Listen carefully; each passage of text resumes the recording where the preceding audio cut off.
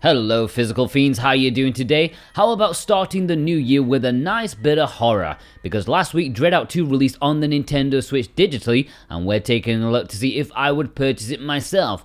But wait, I hear you ask, this is physical paradise, what about the physical version? Well, there is a physical version releasing on the Nintendo Switch in Asia that does contain English. It should be out today or tomorrow. Or there's also a PS4 and PS5 version that came out a while back, also an import exclusive.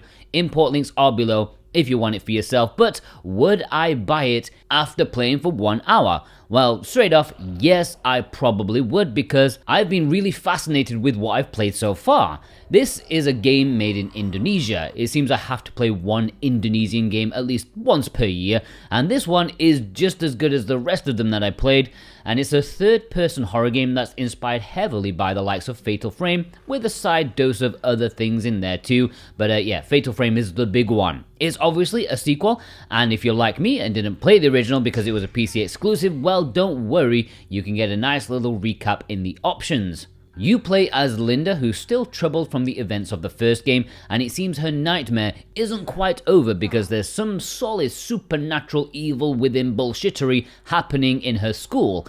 As with most games of this kind, it's not quite clear from the off whether it's really happening or she's just messed up psychologically, but I'm very interested in finding out. You have your standard walking around creepy environments.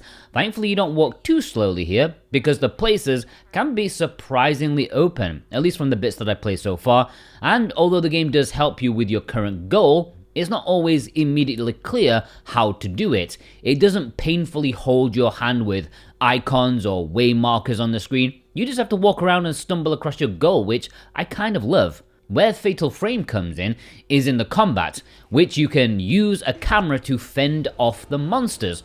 But being in the year 2024, you ain't carrying some ancient steam-powered camera, you've got yourself a Samsung Spirit Blaster smartphone, something like that. But it's the same kind of concept. Take pictures of them, damage them. Although it is less impactful and polished than the bigger budget Inspiration, you're not like 100% sure if you're actually hurting them. There is very little in the way of feedback or guidance on when or when you can't hurt them. You do get a stun feature by flashing them, which helps during the melee combat, because oh yeah, not one to rest on just one gimmick. It's actually a bit of adventurous, because at times there are parts where you can't use your camera.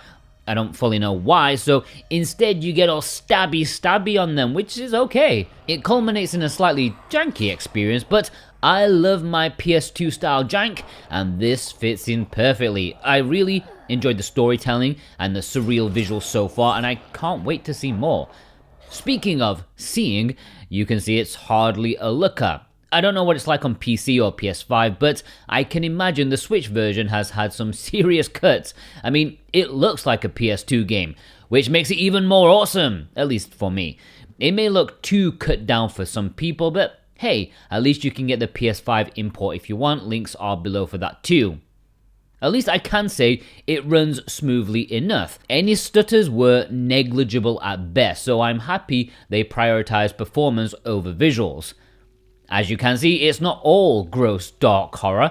There's actually daytime exploration, the first part of which is in her neighborhood. It's definitely going for some Shenmue vibes, although it's certainly lacking. I appreciate the effort to make a more immersive world. I mean, you can get hit by bikes, that's awesome. You can talk to people, see some small things, but it needs a bit more. More enterable buildings, more purpose, more super hang-on arcade games or something like that.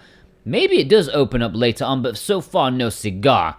I do want to see more though, and that's why, yes, I would purchase this myself. In fact, I already did. I'm playing the version that I purchased. And if you want the physical version for either Switch or PlayStation, then check the links below. That massively supports me. Remember, it plays in English, so it's good to go. There's no mention of a Western physical release, so, treat yourself. I'm really interested in playing more and, enjoying the game. It has its yank and looks a bit like a dog's dinner on the Switch, but it still manages some excellent atmosphere. And yeah, I'm really quite impressed by it.